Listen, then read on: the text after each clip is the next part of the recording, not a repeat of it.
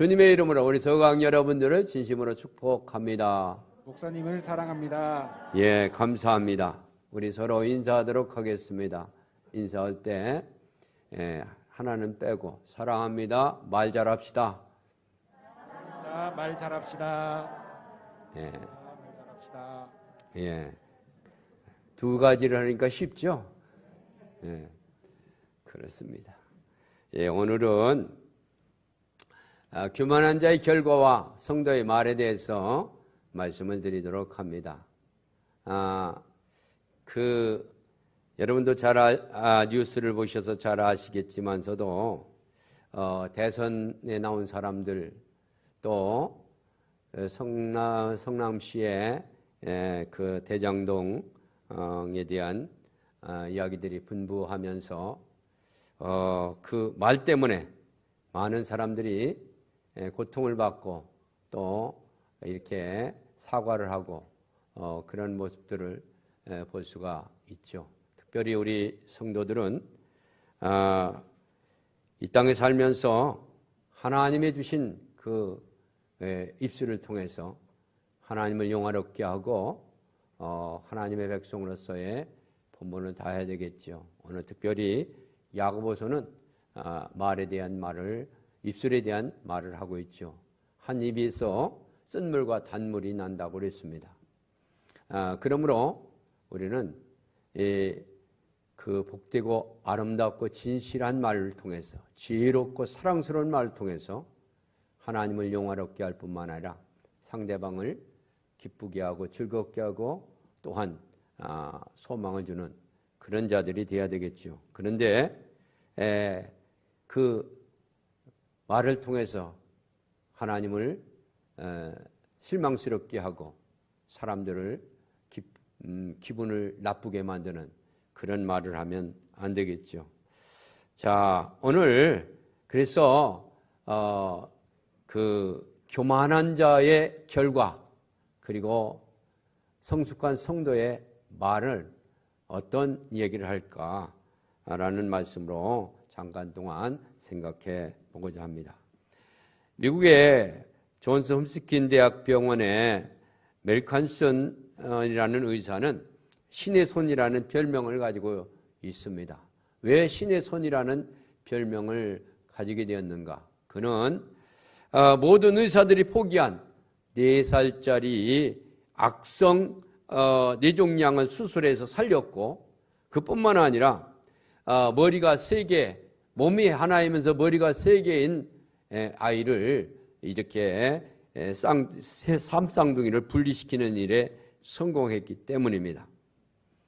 그는 어떤 사람이었느냐? 빈민가에서 태어난 아주 정말 부모가 이혼을 했고 또 집 주변이 너무나도 힘든 그런 불량배들과 어울려서 사는 생활을 했습니다.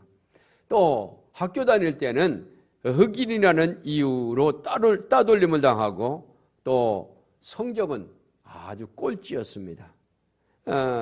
이처럼 힘들고 불우한 어린 시절을 겪은 그에게 한 기자가 물었습니다. 오늘 당신을 만들어 준 것은 무엇입니까? 라고 질문했을 때에 그는 두말하지 아니하고 이런 얘기를 했습니다. 나의 어머니 시오나 카슨이라는 분입니다. 어머니는 내가 늘 꼴찌하면서 흑인이라는 따돌림을 당할 때에 이렇게 말했습니다. 벤, 너는 마음만 먹으면 뭐든지 할 수 있다? 하면 된다. 해봐라. 노력하면 너라고 해서 못할 일이 없다. 어머니가 이렇게 매일 귀에 달다시피 이 얘기를 해 주었다는 거죠. 그런 격려의 말을 듣고 그가 신의 손이라는 그런 위대한 의사가 된 거죠. 프랑스의 수학자이면서 또한 천재적인 그런 물리학자이며 신학자였던 파스칼은 따뜻한 말들은 많은 비용이 들지 않지만은 많은 것을 이룬다고 했습니다. 따뜻한 말 한마디는 많은 비용이 들지 않지만 많은 것을 이룬다. 그래서 인간에게 말은 절대적으로 필요한 것이고 중대한 영향력을 끼친다고 할 수가 있습니다. 그런데 인간은 그 말에 있어서 실수가 많고 경솔해서 거짓말을 통해 심각한 해악을 끼칠 수가 있다고 했습니다. 오늘 본문에도 그런 말씀이죠. 큰 문제를 유발시키면서 나쁜 영향력을 끼치기 쉽다는 거죠. 그래서 우리가 말을 조심해야 돼요. 특별히 그리스도인으로서 말을 조심해야 되겠죠. 그래서 성숙한 오늘 본문의 말씀을 통해서 성숙한 성도의 대화, 말은 어떤 말을 해야 되는가? 그리고 교만한 자의 말은 어떤 결과를 가져오는가? 이 두 가지를 말씀을 드리려고 합니다. 우리 첫째로 어떤 말을 해야 되는가? 진실한 말을 해야 돼. 다 같이 진실한 말을 하자. 그렇습니다. 내가 진리를 말함으로 너희가 나를 믿지 아니하는도다. 너희 중에 누가 나를 죄로 책잡겠느냐? 내가 진리를 말하는데도 어찌하여 나를 믿지 않느냐? 주님은 진실한 말을, 진리의 말을 말씀하셨습니다. 그런데도 믿지 않았다는 거죠. 세상이 악해서 그렇죠. 그렇습니다. 그러나 믿지 않더라도 우리는 진실한 말을 해야 돼요. 진리의 말을 해야죠. 참을 말해야 된다는 거죠. 힘들고 어렵고 욕을 얻어먹는다 할지라도 진실을 말해야 되는 거예요. 그가 서로 믿지 않는다 할지라도 우리는 진실을 말해야 돼요. 어떤 동화에 보니까 옛날에 세 자매를 둔 사람이 있었는데 이 세 자매가 얼굴은 아주 예뻤지만서도 한 가지 결점들을 가지고 있었습니다. 첫째 큰딸은 게으름뱅이고 둘째는 남의 것을 훔치는 그런 결점을 가지고 있었고 세 번째 딸은 남 흠뜯는 험담하는 버릇이 있었습니다. 그런데 어떤 부자가 세 명의 아들을 삼형제를 두었는데 모두 세 딸을 자기 집으로 결혼시키고자 청을 했습니다. 그러니까 아버지가 말하기를 우리 세 딸은요 얼굴은 예쁜데 다 흠이 있습니다. 무슨 흠이 있는데요? 첫째는요 그냥 게으름뱅이고요. 둘째는 남의 것을 잘 훔칩니다. 그리고 셋째는요 이 험담을 잘합니다. 그런 거 문제 없습니다. 그런 거 흠 없는 사람이 어디 있습니까? 다 이 흠이 있죠. 제가 데려다가 잘 고치겠습니다. 그래요? 너무 좋아가지고 한날 한시에 이 세 딸을 시집 보내게 되었어요. 그러니까 이제 그 신랑의 그 아버지가 세 며느리를 한꺼번에 받게 된 거죠. 그러면서 이 세 며느리를 이제 교육시키는 거죠. 어떻게 교육시켰는가? 첫째 며느리에게는 게을르니까 여러 명의 하녀를 주었습니다. 그러니까 게을러도 괜찮죠. 왜냐하면 하녀들이 있으니까. 부자니까. 그리고 둘째 며느리에게는 창고 열쇠를 줬어. 네가 무엇인지 가지고 싶은 것은 저 창고에 들어가서 가져라. 창고 열쇠를 줬어. 셋째 험담하는 며느리에게는 매일같이 오늘은 무엇을 험담할 건가? 물어봤어요. 어느 날 친정아버지가 딸들이 어떻게 지내고 있는지 궁금해서 사돈집에 찾아갔습니다. 큰딸은 얼마든지 게으름을 피울 수가 있어서 즐겁다고 얘기했고, 둘째 딸은 내가 갖고 싶은 것 모든 것 다 참고 있기 때문에 훔칠 필요도 없다고 그러면서 좋다고 그러고, 그런데 셋째 딸은 뭐라고 하는지 아십니까? 아버지, 내가요 남녀관계를 꼬치꼬치 묻기 때문에 우리 아주 귀찮아한다고요. 그러면서 대답을 하더라는 거예요. 그래서 셋째 딸의 험담은 그 버릇을 고칠 수가 없는 것을 보고 안타까워했다는 거죠. 여러분, 그래요. 초대교회도 거짓말을 하다가 죽은 부부가 있습니다. 누굽니까? 아나니아와 삽비라입니다. 뻔히 드러날 것을 알면서도 거짓말했죠. 여러분, 솔로몬은 두 가지 소원의 기도를 드렸습니다. 잠언 30장 8절에 곧 헛된 거짓말을 내게 멀리하옵시며 나를 가난하게도 하지 마옵시고 부하게도 하지 마옵소서. 오직 필요한 양식으로 나를 먹이시옵소서. 거짓말하지 말게 해달라는 것과 적당한 양식을 달라는 기도를 솔로몬은 하나님 앞에 드렸지요. 고린도후서 13장 8절에 우리는 진리를 거슬려 아무것도 할 수 없고 오직 진리를 위한 뿐이라고 했습니다. 오늘날 우리 성도들의 입에서 진리를 말해야 되겠죠. 세상에 거짓된 것을 자랑하지 말고 오직 성도들의 입에서 복음을 말하고 하나님을 찬양해야 될 줄 믿습니다. 할렐루야. 그래야 입술을 통해서 하나님을 찬양하라. 진실한 말을 하라는 거죠. 진실한 말. 두 번째로 남을 비방하거나 험담하지 말고 덕을 끼치는 말에 다 같이 덕을 끼치자.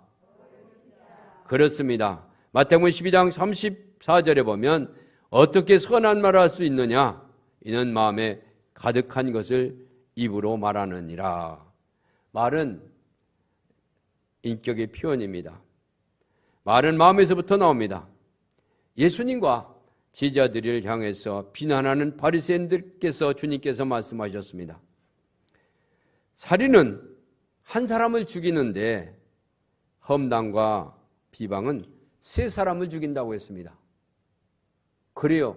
살인은 한 사람만 죽이지만은 험담과 비난은 당신 자신도 죽고 상대방도 죽고 험담하는 사람도 죽고 그래서 세 사람을 죽인다는 거죠. 그러니 얼마나 이 비방, 험담이 무서운 겁니까? 이런 얘기가 있습니다. 기피의 강요라는 작품에 나오는 단편 소설이 있는데 주인공이 한 여류 작가로 등장합니다. 열심히 그림을 그려서 이제 그림 전시회를 했습니다. 근데 어느 평론가가 와가지고 그림을 보고 이렇게 평을 했습니다. 당신의 작품은 재능도 보이고 마음에 쏙 와닿습니다. 그러나 한 가지 아직도 깊이가 없습니다. 그러니까 세 가지를 말했는데 첫째는 정말 잘 그렸다는 거죠. 재능이 있다는 거죠. 두 번째는 마음에 감동이 온다는, 작품을 보고 감동이 온다는 거죠. 그런데 좀 어폐가 있는 말이겠습니다만은 깊이가 부족하다는 거예요. 깊이가. 그런데 이 화가가 생각하기를, 야, 나는 재능이 있구나. 그리고 사람을 감동시키구나. 그런 생각을 가져야 되는데, 내 작품은 깊이가 없구나. 한 가지 깊이가 조금 없다는 얘기를 듣고 야, 어떻게 하면 깊이가 있을까? 그러면서 열심히 깊이 있는 그림을 그리기 위해서 노력했지만서도 발전시킬 수가 없었습니다. 그래서 너무 슬퍼해가지고 잠도 못 자고 약을 먹다가 결국에는 어떻게 했어요? 내 그림은 깊이가 없으니 난 그림을 그릴 필요가 없어. 그러면서 그림들을 다 찢어버리고 결국은 고민하다가 자살했다는 거죠. 말하는 사람도 또한 그 말을 듣는 사람도 부정적으로 들었기 때문에 말하는 사람은 좋은 말을 두 가지나 하고 한 마디들은 부정으로 얘기했지만서도 듣는 사람이 좋은 말을 들으셔야 되는데 나쁜 말을 듣고 그것 때문에 자살한 거죠. 생명이 얼마나 귀중합니까? 그런데 그 생명을 걷어버렸다는 거죠. 에베소에 보면 무릇 더러운 말은 너희 입 밖에도 내지 말고 오직 덕을 세우는데 소용대로 선한 말을 하여 듣는 자들에게 은혜를 끼쳐라. 선한 말을 하여 덕을 끼쳐 선한 말을 하여 은혜를 끼쳐라. 할렐루야. 은혜롭고 덕스러운 말을 해서 기쁘고 즐거운 그리고 아름다운 놀라운 역사들이 있어지기를 주님의 이름으로 축원합니다. 그렇습니다. 진실한 말을 해야 됩니다. 험담하지 말고 덕스러운 말을 해야 돼. 그리고 화평의 말을, 화평하는 사랑의 말을 해. 다 같이 사랑의 말. 잠언 17장 9절에 보면 허물을 덮어주는 자는 사랑을 구하는 자요, 그것을 거듭 말하는 자는 친한 벗을 이간하는 자니라. 말을 듣는 사람의 마음에 씨가 된다고 했습니다.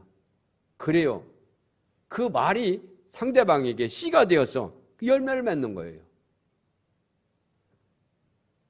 그런데 좋은 말도 열매를 맺지만 나쁜 말도 열매를 맺습니다. 그래서 우리가 속담에 말이 씨가 된다라는 말을 듣지요. 5만 번의 기도의 응답을 받은 조지 밀러 3,000명이나 되는 고아들을 먹이고 입힌 고아의 아버지 밀러도 청소년 시절에 동네 불량자였습니다. 아버지의 돈을 훔치고 또한 거짓말을 일삼고 친구들을 어울려서 유흥업소에 드나다니던 그런 자였습니다. 그런데 결국 그가 그러다 보니까 교도소까지 갔다 오게 되었죠. 그런 그가 오늘날 기독교의 역사에 한 획을 장식하는 고아의 아버지, 성자가 된 것은 말 한마디 때문이라는 거죠. 그 말 한마디가 어떤 말이냐? 조지, 나쁜 버릇은 하루아침에 고칠 수가 없지만은 하나님은 한 번 택한 자녀를 절대로 버리지 않으시단다. 낙심하지 말고 노력하면 반드시 훌륭한 사람이 될 것이다. 할렐루야. 동네 교회 목사님과 상담하다가 이 말을 듣게 된 거지요. 그래서 이 조지 밀러가 이 말씀을 듣고 정말 변화되어서 고아의 아버지가 되지 않았습니까? 그렇습니다. 나쁜 버릇은 하루아침에 고칠 수가 없는 거지요. 그렇지만 하나님이 한번 택한 자녀는 버리지 않는다는 거죠. 그리고 낙심하지 말고 노력하면 반드시 훌륭한 사람이 된다. 그 말에 힘을 얻어가지고 고치려고 노력했더니 나쁜 버릇을 고치고 정말 어려운 자, 고아들을 위해서 사는, 그래서 성자가 되지 않았습니까? 네, 그렇습니다. 우리는 정말 화평케 하는 사랑의 말을 전해야 되겠죠. 주님께서 부활하신 후에 많은 사람들을 만났습니다. 그 중에 엠마오로 내려가는 두 제자에게 찾아가서 실망 중에 있는 그들에게 먹을 것을 함께 먹으면서 그들을 기도해 주었습니다. 그랬을 때 그들이 눈을 뜨고 다시 사명을 받아서 예루살렘에 돌아가서 복음을 증거하는 놀라운 사역을 감당하지 않았습니까? 또한 주님을 부인하고 모른다고 했던 베드로에게 주님은 그에게 찾아가서 음식을 먹이고 그리고 내 양을 치라, 내 양을 먹이라고 말씀하셨습니다. 그 후 베드로는 초대교회 선두주자가 되었죠. 우리 각 사람이 이웃을 기쁘게 하되 선을 이루고 덕을 세우도록 해야 되겠죠. 그렇습니다. 우리는 진실한 말, 덕스러운 말, 사랑스러운 말을 해야 되겠죠. 또 경우에 합당한 지혜로운 말, 나같이 지혜로운 말. 지혜의 근본은 하나님이시라고 했습니다. 그래서 하나님의 말씀을 열심히 읽다 보면 지혜로워지는 거예요. 우주 만물의 창조자시고 근본이신 하나님의 하신 말씀을 읽다 보면 지혜롭지요. 그래서 잠언 25장 11절에 경우에 합당한 말은 아로새긴 은쟁반에 금사가라고 했습니다. 그렇습니다. 사생활하고 따돌림을 당하면서 혼자 살던 소년이 어느 날 교회에 새로 오신 목사님이 오셨다고 소문을 듣고 그 예배에 참석을 했습니다. 그런데 이제 예배를 마치고 끝나면서 돌아갈 때에 악수를 하게 되었습니다. 그때 소년에게 너는 누구 아들이냐? 라고 목사님이 물었습니다. 그러니까 주변이 조용해졌습니다. 이때 목사님이 미소를 지으면서 그래, 누구의 아들인지 알겠다. 너는 아버지를 닮아서 쉽게 알 수가 있겠구나. 그런데 주변 사람들의 표정이 굳어져 있죠. 왜냐하면 혼자 살고 있기 때문에 아버지가 일찌감치 돌아가셨기 때문에.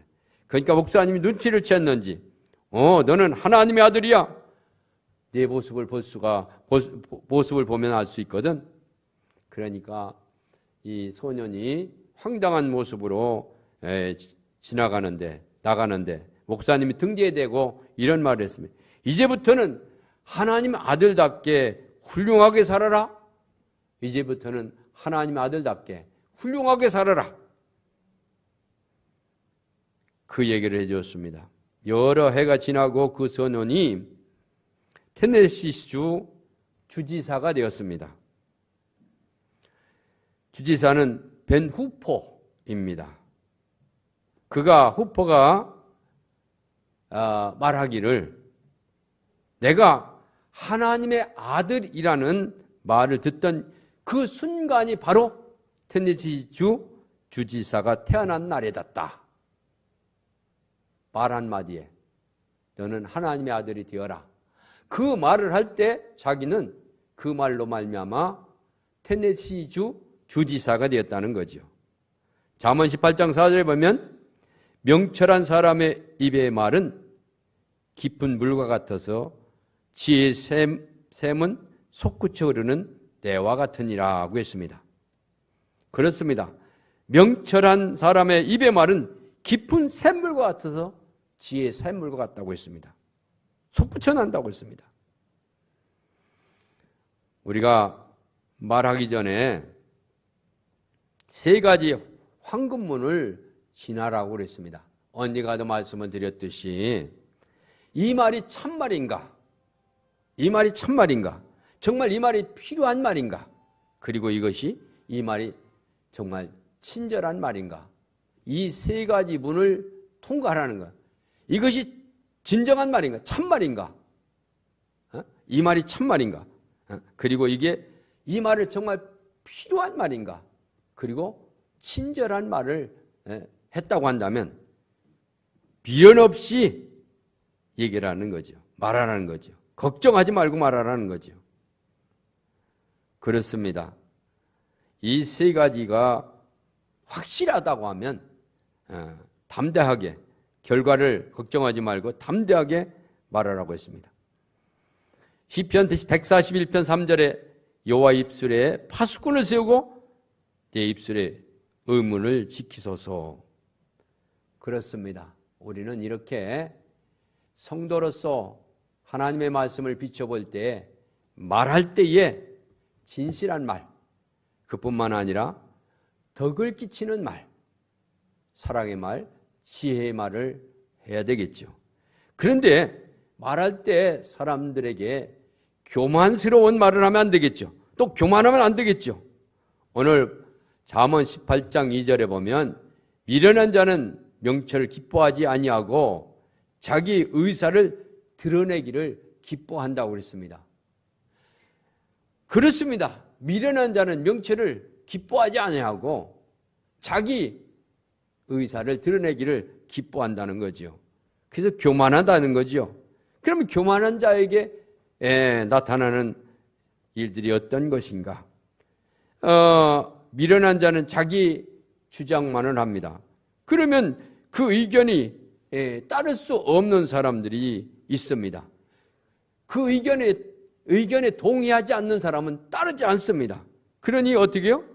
분열될 수밖에 없죠.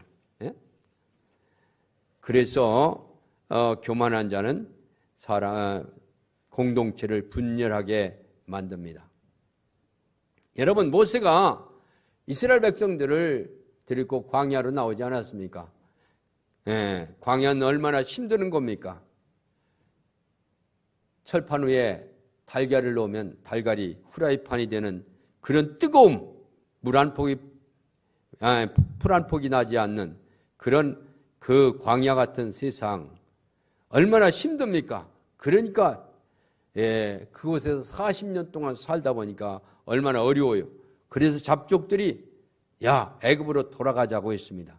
설상가상으로 가나안 땅을, 자기들이 들어갈 가나안 땅에 정탐하고 온 12명의 정탐꾼들이 뭐라고 했습니까?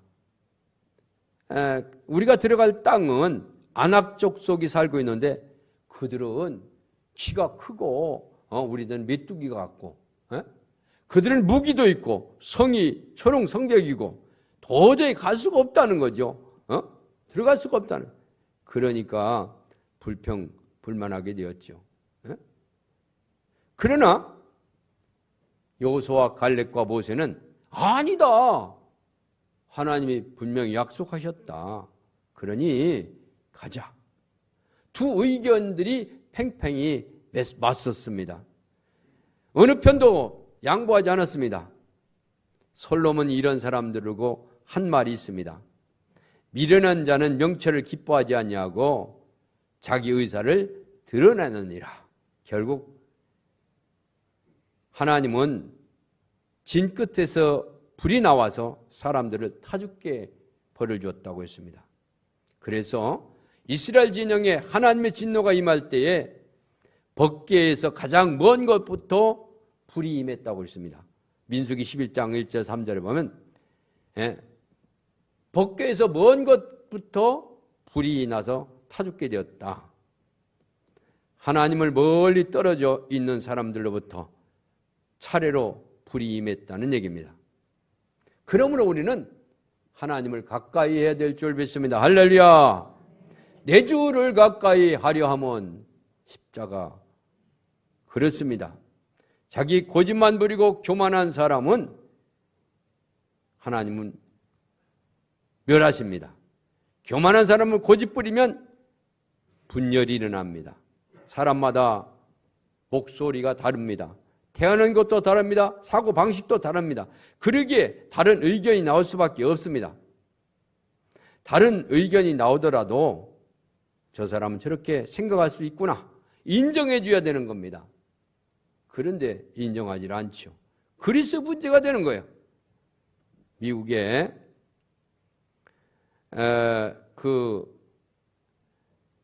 아미시라는 동네가 있습니다. 이 아미시 동네에는 다 여러 종족들이 모여서 사는데 얼마나 사랑스럽고 초대교회 공동체처럼 살고 있습니다.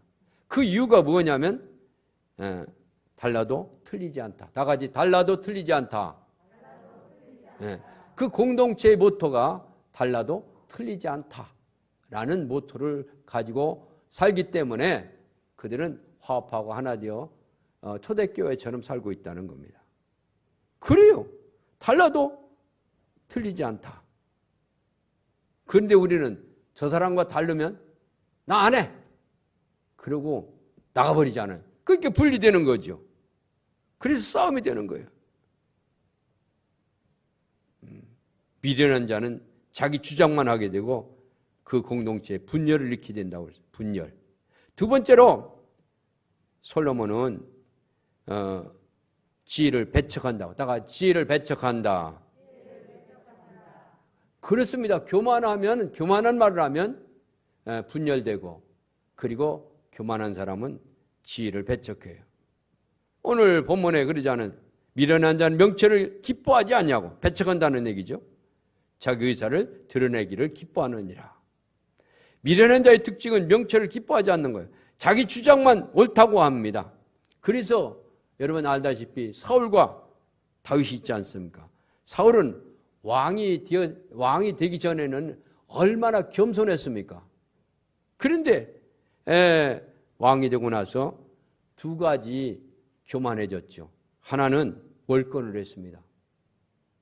사무엘 선지자가 늦게 온다고, 그리고 적들이 쳐들어온다고, 블레셋 백성들이 쳐들어온다고 자기가 제사를 드렸어요. 여러분, 사울은 왕이지 제사장이 아니지 않습니까? 그런데 사무엘이 와서 좀 늦게 와서 왜 그랬습니까? 그랬더니 변명을 하는 거죠. 아니, 당신이 늦게 오고 적은 쳐들어오고 할 수 없이 내가 먼저 제사를 드렸다? 그러니까 사무엘이 당신은 월견을 했습니다. 하나님께서 그 왕위를 다른 사람에게 줄 것입니다. 라고 다른 왕을 세우기 시작했죠. 그렇습니다. 교만해. 만약 내가 잘못했습니다. 용서하여 주시옵소서 회개했다고 한다면 그 왕권이 계속 유지되고 자손들에게 흘러갔을 겁니다. 그런데 계속 거짓말했죠. 여러분 다윗은 어떻습니까? 다윗은 남의 부인을 자기가 취하잖아요. 그래서 선지자가 와서 지적할 때 하나님 잘못했습니다. 눈물을 흘리며 침상이 젖기까지 회개하지 않았습니까? 그래서 하나님께서 내 마음에 합한 사람이라고 했습니다. 사람은 누구나 실수할 수 있어요. 그렇기 때문에 실수하고 하나님 앞에 회개하면 용서해 주시죠. 그런데 사울은 회개하지 않았어요. 또 그뿐만 아니라 여러분 잘 알다시피 사울이 월권을 했을 뿐만 아니라 어려운 위기에 처했을 때에 모두가 다 피할 때 골리앗 때문에 다윗이 가서 골리앗을 쳐 죽이지 않았습니까? 그래서 사람들이 뭐라고 했어요? 사울은 천천히요 다윗은 만만이다. 그러니까 교만한 마음이 생겨가지고 어떻게 했어요? 저놈은 죽여야지. 사울을 삼고서도 다윗을 죽이려고 쫓아다니지 않았습니까? 이렇게 미련한 자는 교만하여 남의 말을 듣지 않습니다. 그러나 남의 말을 들을 줄 아는 이는 지혜로운 사람입니다. 미련은 지혜를 배척한다고 했습니다.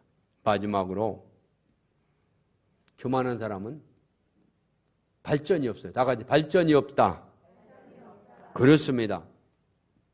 교만한 말을 하면 분열되고 교만한 사람은 지혜를 배척하고 교만하면 발전이 없습니다. 왜냐하면 자기 주장만 하니까. 그리고 그 속에 있는 공동체도 발전이 없고 부흥할 수가 없습니다. 자기 고집대로 하기 때문에 그렇습니다. 자기 고집대로 자기 교만대로 살려고 하면 사람에게 무슨 발전이 있겠습니까? 자기가 자기를 주장하는 것이 너무 강해서 그렇죠. 그래서 지혜를 배척하는 거예요. 그러니 바로 될 수가 없죠. 제가 부흥회에 가서 잊혀지지 않는 얘기가 있습니다. 교인 중에 아주 보수적인 사람이 있었어요. 그 목사님이 그러신데. 뭐냐면 복음 선거를 교회에서 부르면 안 된다는 거예요. 오로지 찬송으로만 하나님께 영광을 돌려야 된다는 거예요. 완전히 고신에서 고고신인 그런 교단인 사람인 것 같아요. 그래서 한 번은 목사님이 복음성가를 불렀는데 그 고집스러운 복음성가를 부르면 하나님 영광을 받지 않으신다고 그러면서 주장했던 사람이 반주자를 불러가지고 너 목사님이 복음성가 부르면 반주하지 마. 반주하면은 쫓아낼 거야. 그랬다는 거예요. 그래서 어느 날 목사님이 우리 복음성가 부릅시다.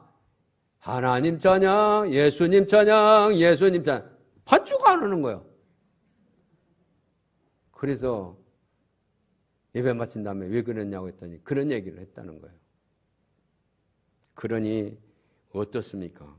교회가 난리가 났죠. 결국 어떻게 됐어요?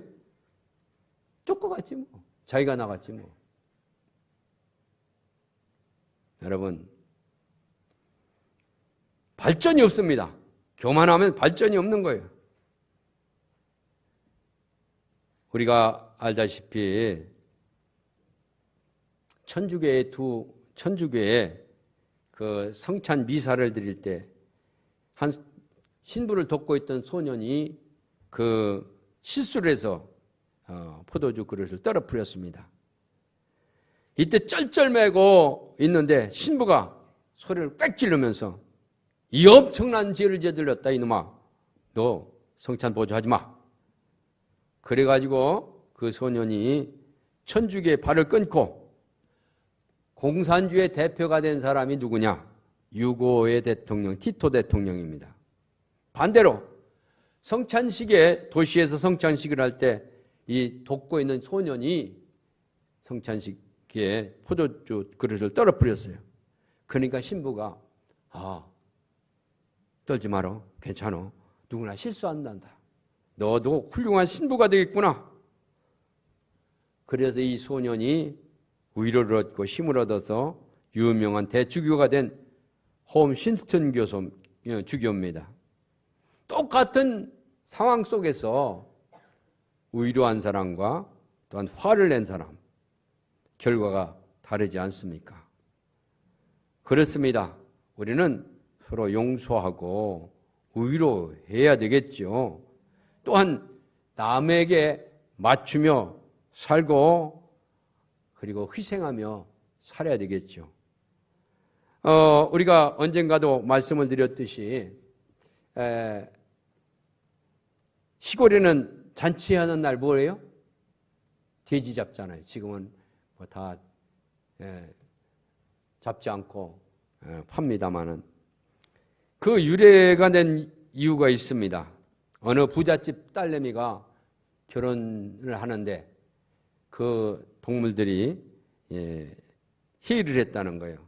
야, 우리를 사랑해 주시는 주인집 딸내미가 결혼하는데 결혼할 때는 뭐니 뭐니 해도 고기가 있어야 되는 거 아니냐. 우리가 희생해야지.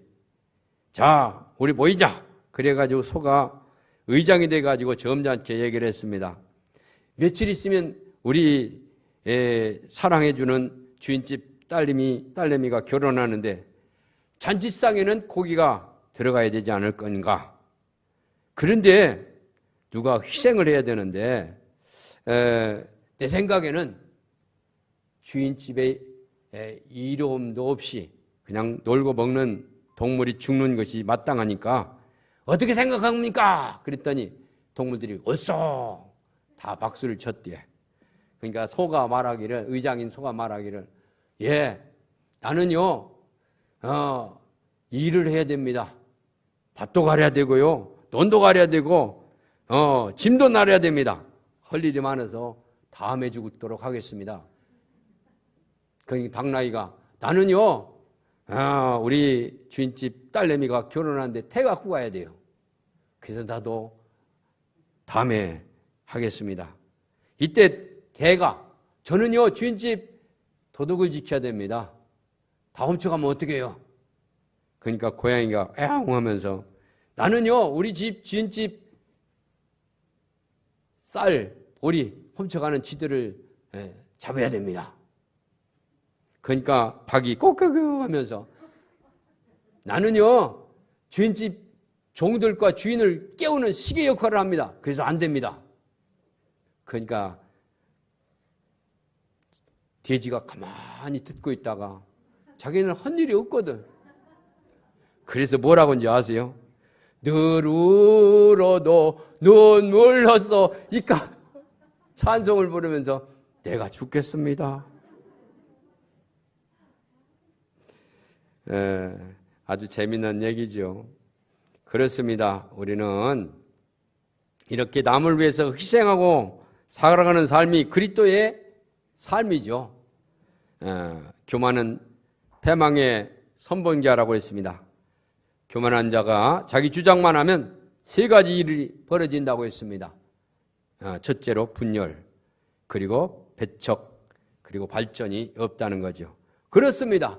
성도는 진실한 말, 덕기치는 말, 지혜롭고 사랑스러운 말을 할 뿐만 아니라 정말 하나님 보시기에 합당치 못한 교만한 말을 하면 분열되고 지혜의 배척을 당하고 그리고 무엇보다도 발전이 없습니다. 그러므로 그리스도인으로서 진실하고 덕스럽고 사랑스러운 말을 통해서 하나님께 영광을 돌리는 사랑하는 우리 서강 여러분들이 되시기를 주의 이름으로 축원합니다.